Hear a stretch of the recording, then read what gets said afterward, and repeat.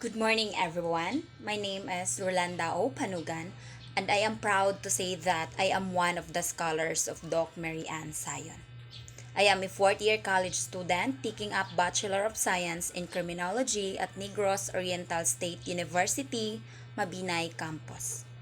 Bilang isang working student, malaki talaga ang tulong na naiambag ni Doc Mary Ann Sion sa akin, lalong-lalo na sa aspetong finansyal. At narito ang iilan sa mga tips para kayo ang magiging kasunod na scholar ni Doc Mary Ann Sion. Una, dapat ikaw ay isang estudyante, responsable at sobrang nangangailangan ng tulong.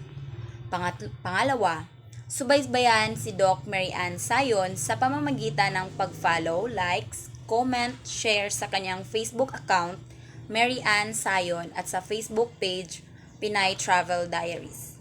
Pangatlo, kung ikaw ay maswerte naging scholar na, gamitin ang tulong na naibinigay ni Doc Mary Ann Sion sa iyong pag-aaral.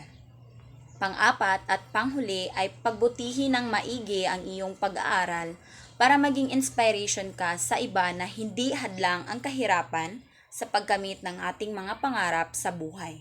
Yan lamang po at maraming salamat. God bless everyone.